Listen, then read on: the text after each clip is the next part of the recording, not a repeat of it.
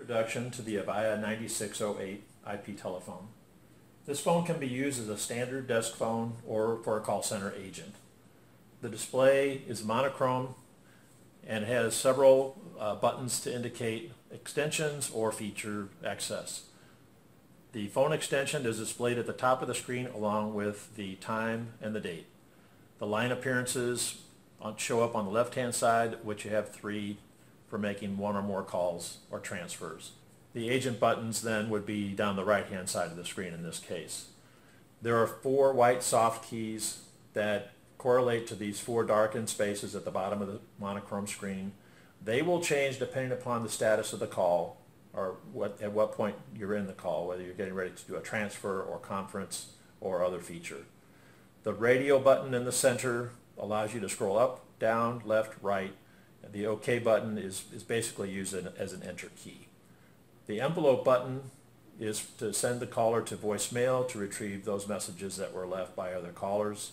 If there is a new message in the mailbox, this will be illuminated red as also the upper right-hand corner in red LED indicator. That's only for new messages.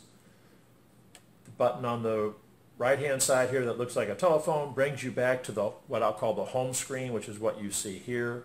You can always hit this and get back to this particular screen if you had been into other screens.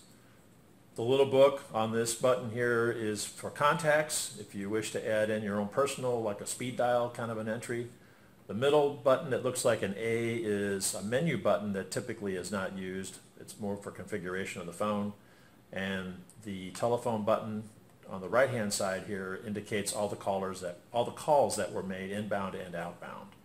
Again, here the telephone brings you back to home, as you can see right here. The headset button controls the headset on and off. The speaker button is if you want to do a hands-free speaker mode call, and the mute button is self-explanatory. The button on the right-hand side here with the plus and the minus is a volume button that can be used in 2 ways. With the handset in the cradle, headset off, it controls the ringing volume, louder or softer. If you're on a call, either by the handset or headset, it then controls the volume of that call that you are hearing. The radio button allows you to also, as I mentioned earlier, scroll down and see additional buttons that may be programmed on your particular phone. In this case, you will notice that there are buttons on here as related for a call center agent. Now I'm going to demonstrate a basic call. We'll dial the number.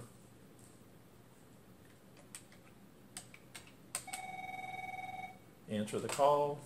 And you'll notice that those soft keys have now changed. Now I have the opportunity to put the caller on hold or resume, conference, transfer, or drop the call.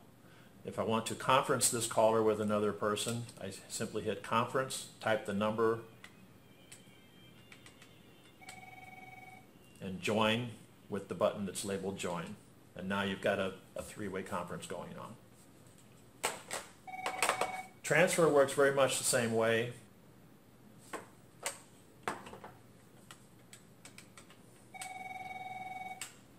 You'll notice now the transfer button is available. I can transfer,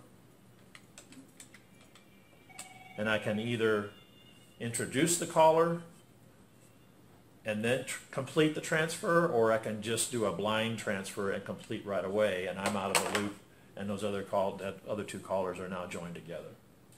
Now we'll demonstrate an agent login. Most agents will have a headset, and that headset button should be active.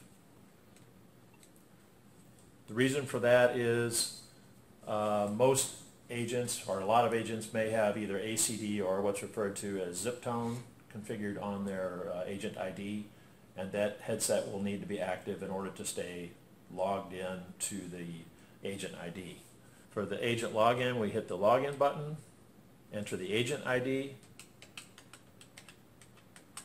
and you'll notice that the AUXWork LED has now illuminated green. So at this point, you're logged in, but not actively ready to receive a call yet out of the queue. To do that, you hit the auto in button, and now that will prepare your phone to receive calls from However, your agent ID has been skilled. When you're finished with that particular caller, you can use the release button to end that call. If you need to have additional time before you receive a new call, you can go back to AuxWork and enter the code that your supervisor would provide to allow you to finish up any computer work on that prior call. You can also use AuxWork if you're going to be on break or in a training session. You just need to check with your supervisor to see what codes would be needed for those situations. When you're ready to finish up for the day, you just simply hit the log out button, and you're now out of the queue, and you're no longer going to be receiving any calls.